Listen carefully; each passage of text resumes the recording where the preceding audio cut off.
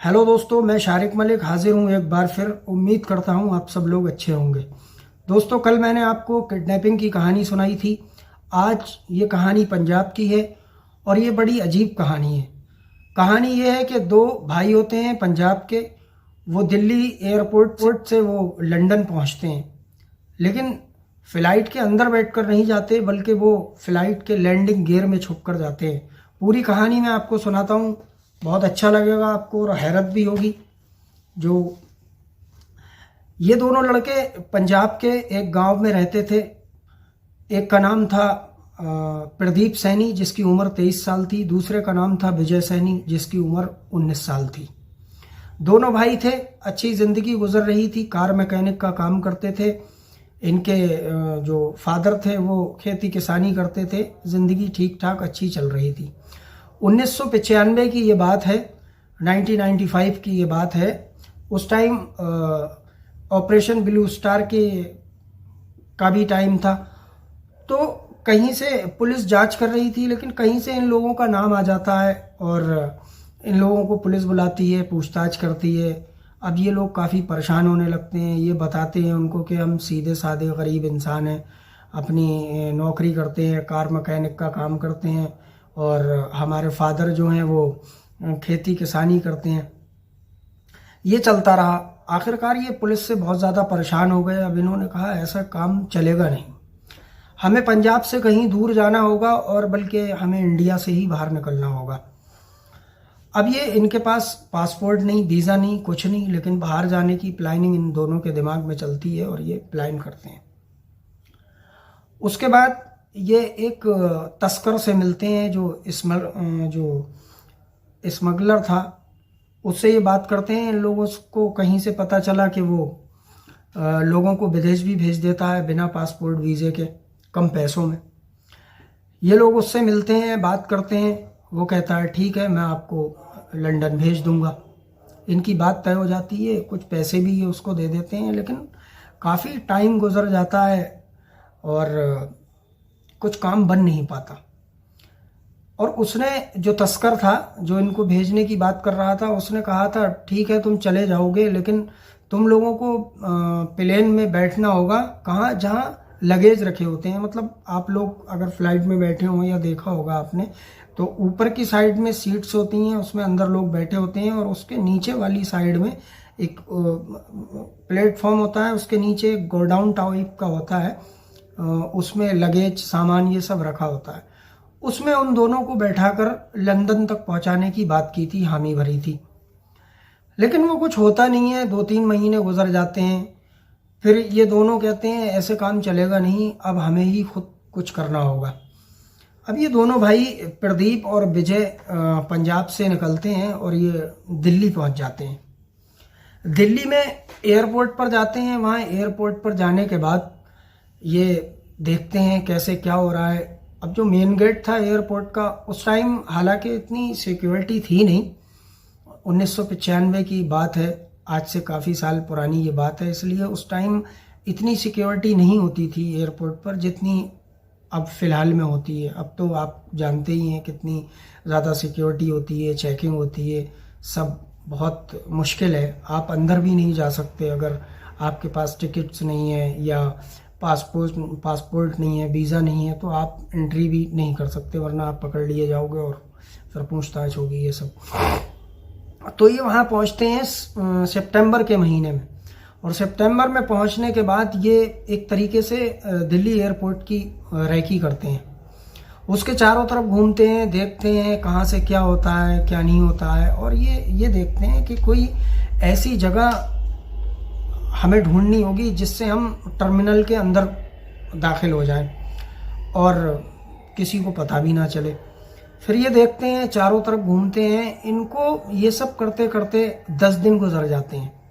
10 दिन ये देखते हैं और हर चीज़ की जानकारी ये जुटाते हैं। कौन सी फ़्लाइट कहाँ जाती है, किस टाइम जाती है, लंदन कौन सी फ़्लाइटें जाती हैं, किस किस दिन जाती हैं, किस किस टाइम जाती हैं, ये सब चीज़ें ये देखते हैं। और ये देखते हैं कहाँ से हम टर्मिनल के अंदर प्रवेश कर सकते हैं। आखिरकार अक्टूबर का महीना आ जाता है और इन लोगों की जो प्लानिंग थी उसके मुताबिक ये लोग शाम को रात में ये अक्टूबर के महीने में टर्मिनल में दाखिल हो जाते हैं, एक दीवार कूदकर। दाखिल होने के बाद इन लोगों को पता था कौन सी फ्लाइट लंदन जाने वाली है, किस टाइम जाने वाली है। उन सब चीज़ों का ध्यान रखते हुए ये वहाँ पर अंदर चले गए और दूर से ही देखने लग गए। अब इन्होंने देखा वहाँ पर लगेज रखे जा रहे हैं, सामान रखे जा रहे हैं, सारे पैसेंजर बैठ रहे हैं, ये सब होता गया। वहाँ से फिर ग्राउंड स्टाफ भी हल्के हल्के कम हो गया। और जब इन्होंने देखा कि यहाँ पर अब कोई भी नहीं है, जब उन्होंने देखा कि अब हम लोग किसी को देखेंगे नहीं और सबसे बचकर हम लोग प्लेन तक पहुँच जाएंगे, अब ये वहाँ तक पहुँच गए और इधर प्लेन जो था वो टेक ऑफ होने ही वाला था। ये फटाक से पहुँचते हैं और ये लैंडिंग गियर जो होते हैं, व्हील होते हैं, उसमें एक काफ़ी इतनी जगह होती है छोटी सी कि एक इंसान आराम से बैठ सकता है। ये वहाँ तक पहुँचते हैं और चुपके से एक भाई एक लैंडिंग गियर में बैठ जाता है और एक भाई एक लैंडिंग गियर में बैठ जाता है। अब ये दोनों इस चीज़ से अनजान कि इन दोनों का अंजाम क्या होने वाला है, कोई डर नहीं, खौफ नहीं, और ये दोनों ये सब करने लगते हैं।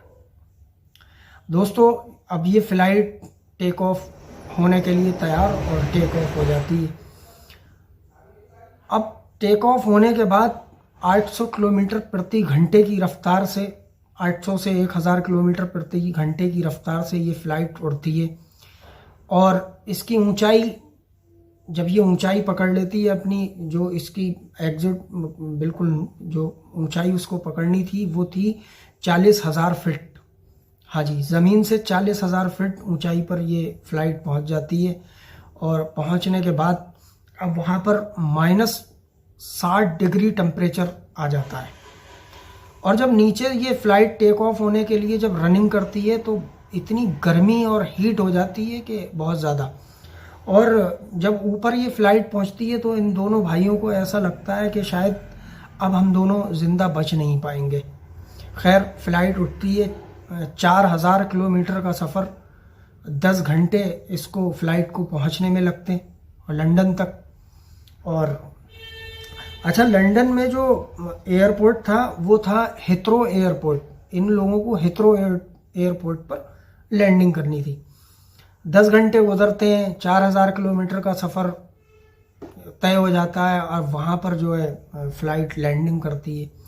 फ़्लाइट लैंडिंग करने के बाद वहाँ पर ये ग्राउंड स्टाफ आता है और ये बहुत बिजी एयरपोर्ट है। वहाँ आते हैं वो स्टाफ वाले और लगेज, ये सामान वामान निकालने के लिए। जैसे ही वो फ़्लाइट के पास आता है वो नीचे देखता है कुछ पड़ा है, और जब वो नीचे आता है तो पास में जब आता है तो वो देखता है कि कराहने की आवाज़ आ रही है। मतलब जो विजय सैनी, प्रदीप सैनी था, माफ़ करिएगा, प्रदीप सैनी बड़ा भाई जो था, उसकी कराहने की आवाज़ आ रही है। और ये आनन फानन में वो फ़ोन करता है, लोगों को बुलाता है, पूरा स्टाफ आता है, एम्बुलेंस आती है, उसको उठाते हैं और लेकर जल्दी से हॉस्पिटल जाते हैं। कुछ भी पूछताछ करने से पहले इन लोगों को उसकी जान बचाना बहुत ज़रूरी थी, इसलिए बिना पूछताछ किए और कुछ भी समझ पाते इससे पहले उसको एम्बुलेंस में डालकर और ये सीधे हॉस्पिटल ले जाते हैं। हॉस्पिटल में उसकी सांसें चल रही होती हैं और डॉक्टर इलाज में लग जाते हैं।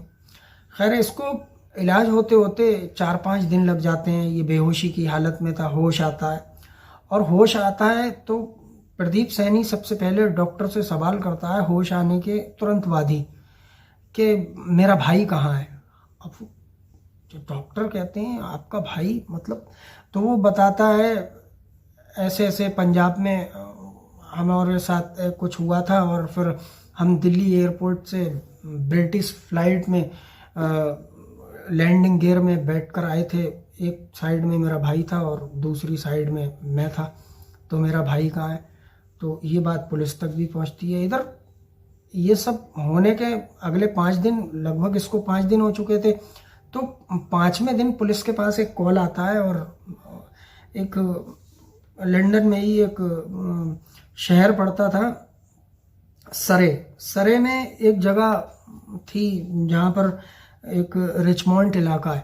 उस रिचमॉन्ड इलाका में एक गैस का प्लांट था, वहाँ खाली जगह रहती थी, वहाँ पर एक लाश मिली थी।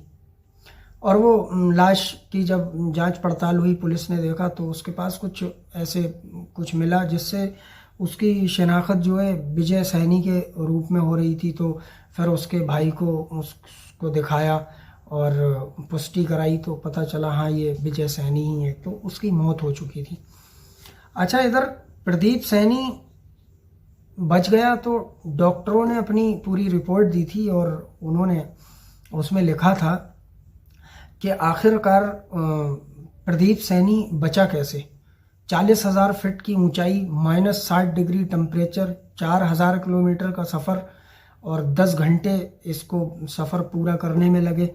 आखिरकार ये बचा कैसे, तो वो डॉक्टर बताते हैं कि इसकी बॉडी में एक ऐसा कुछ, कौन सी ऐसी नस दबी थी या क्या हुआ था कि इसकी बॉडी की जो क्षमता थी वो सारा टेम्परेचर, हवा, तूफान, भूकंप जैसे झटके, ये सब बर्दाश्त करने की जो क्षमता होती है, कुव्वत होती है, वो एक तरीके से सब कुछ पता नहीं क्या हो चुका था और इसलिए इसको कुछ पता नहीं चला और इसकी बॉडी ने वो सब बर्दाश्त कर लिया। वरना इतनी ऊपर तो दिमाग फट जाता, कान के पर्दे फट जाते, ये सब होता।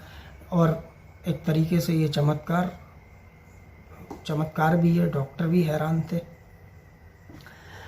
अब ये प्रदीप सैनी जब ठीक हो जाता है तो इससे पुलिस पूछती है कैसे क्या हुआ, तो इसने पूरी बात बताई कि हम लोग ऐसे ऐसे हमारे साथ ये घटना पंजाब में हुई थी और हम लोग फिर परेशान थे, क्या करते क्या नहीं करते, हमारे पास पैसा नहीं था, पासपोर्ट नहीं था लीगल तरीके से आने का, तो हम लोग फ़्लाइट की लैंडिंग गियर में बैठकर और आ गए थे। तो लेकिन जब हम उसमें बैठे और जब वो टेक ऑफ होने के लिए चलता है तो उसकी आवाज़ इतनी तेज़ होती है कि हमारे कान फटे जाते हैं, ऐसा लगता है जैसे अभी कान के पर्दे फट जाएंगे।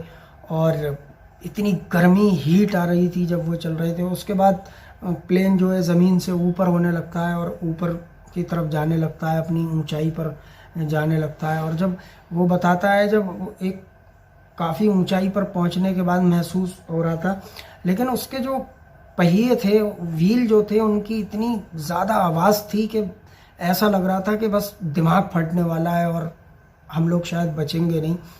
ये सब हो रहा था और ऐसा लगता था जैसे भूकंप आ रहा है बहुत तेज़। ऐसा ज़िंदगी में कभी मैंने भूकंप नहीं देखा।